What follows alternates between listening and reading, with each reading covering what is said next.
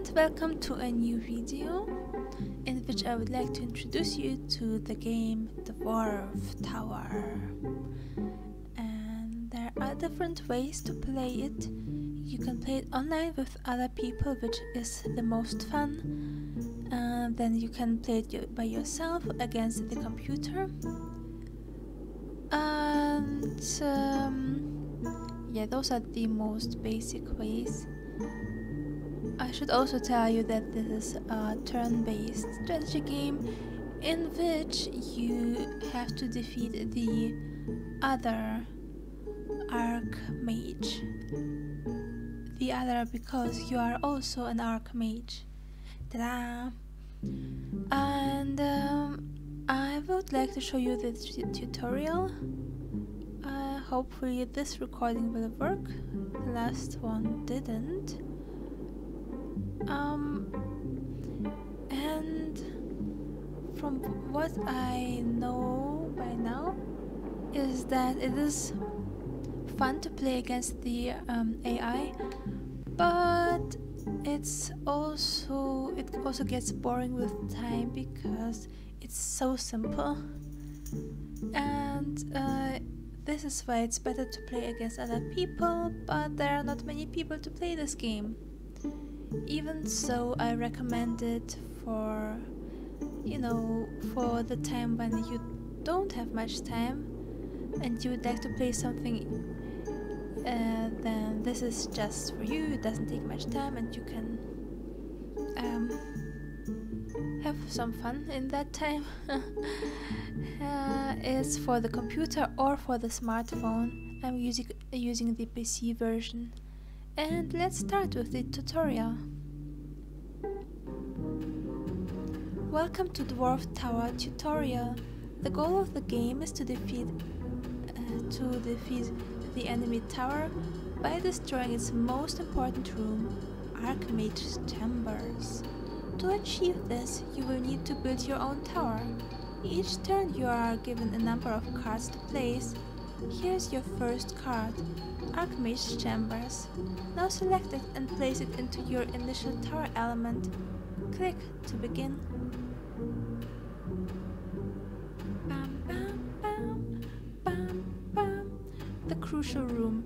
If destroyed, you lose the game, as it also works as a library, keeping one spell per above ground or underground floor it is situated on. As it happens, it doesn't only store spells for libraries, but it also stores abilities which are called dwarf calls. We will get to know them later. Okay, where's my tower? There it is. I can move the map with my left mouse button, and I can zoom in and out with my mouse wheel. Okay. Some cards are elements of your tower or blocks. Here's a vertical block card. Select it and put it on top of your existing block. That's the one, and we will place it. Now place a crystal. Each turn a crystal gives you mana equal to its level, and its level depends on the floor it resides on. The higher the better. I will do that. Also on the top right you can see how much mana and how many workers, dwarves, we have by now. Right now we don't have anybody and anything. Put another vertical block to extend your tower. Libraries store your spells. Before you can cast a spell, you must put it into a library. Note that each library has a limited capacity equal to its level. Now place a library. Here is the most basic spell, Lightning. It costs 3 mana and hits the highest point of the rival tower. It has a 50% chance of starting a fire, which I like that part because fire can spread and cause more damage. Select and place it into any available library. dome protects you against one lightning strike, however you cannot place any blocks further up. Here are some dwarves. Tunnelers dig one block of earth under your tower, allowing you to build underground rooms. Note that some rooms work much better underground.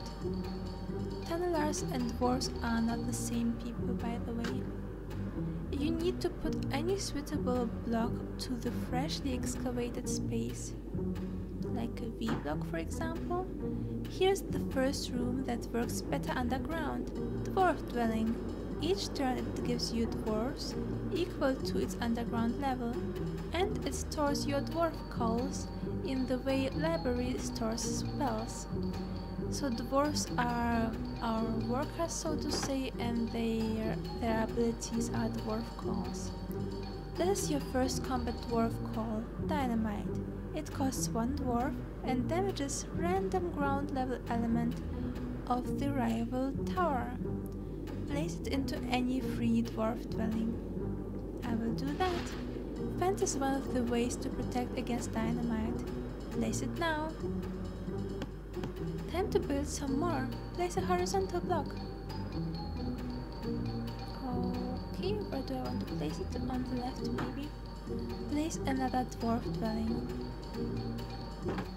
Fence is one of the ways to protect against dynamite. Place it now. Didn't you already tell me this just now? The Theretizer's dwarf call affects one underground room, giving it one-time protection against rats attack. In other words, it's some kind of spray which stops rats from damaging your room. There's a fly on my screen at the moment and this is irritating. You are finished placing cards. Press the button to continue in the next phase. In the build phase, you can use some non-combat spells to prepare yourself.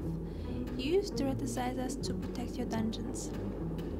Okay, now I can protect myself and I will use Theretizer as suggested.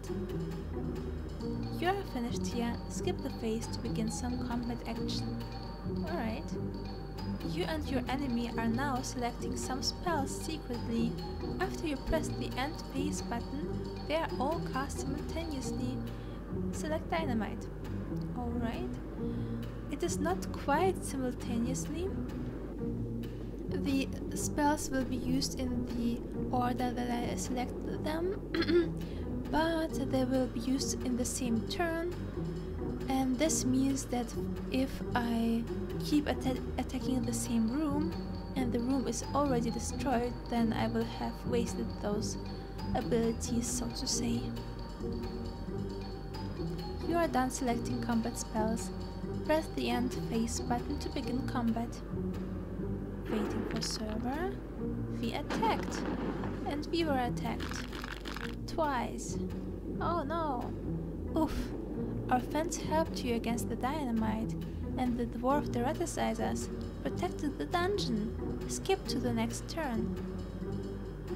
Dwarf repairers are one of the most important dwarf calls. It fixes one damaged element. Dwarf firefighters are crucial for your survival. They extinguish one fire. Fire can be very dangerous to your tower as it spreads quickly.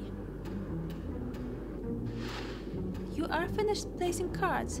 Press the button to continue to the next phase. You are finished here. Skip the phase to begin some combat action. Now you have enough mana to cast lightning. It is very, very frightening. You are done selecting combat spells. Press the end phase button to begin combat. Fire! Yes. Oh no, I'm on fire! You are on fire! In the repair phase, you have a chance to extinguish it before it's too late. Oh no, oh no. However, enemy fireball damaged the room. use your dwarf repairers to fix it at once. By the way, you cannot use repairers first and extinguishers later, because the room cannot be repaired while it is on fire. Here the tutorial finishes. Hopefully you've got the basics and now you are on your own against the enemy tower. Good luck!